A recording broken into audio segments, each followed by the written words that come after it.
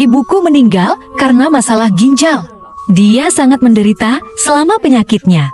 Dan akhirnya saya dan kakak nenek saya menemaninya melalui perjalanan terakhir hidupnya.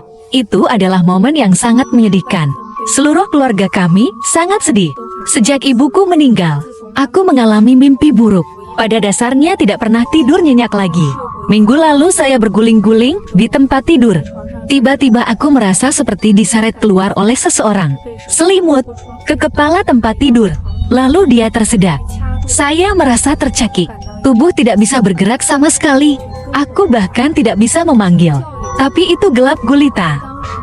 Jadi saya tidak bisa melihat apakah seseorang mencekik saya atau aku sedang bermimpi.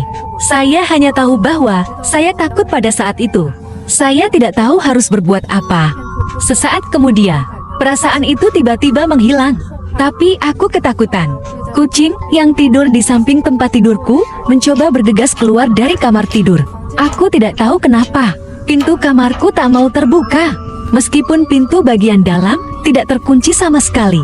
Saya akan tercengang di tempat. Dalam kemarahan, dia menendang pintu dengan marah. Pintunya benar-benar terbuka. Aku melirik kembali ke tempat tidur sebelum aku keluar.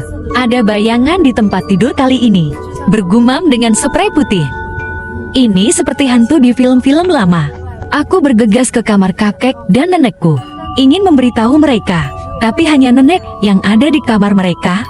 Tidak menunggu saya untuk berbicara. Nenek bertanya kemana kakekmu pergi. Saat itulah, kami mendengar suara kakek.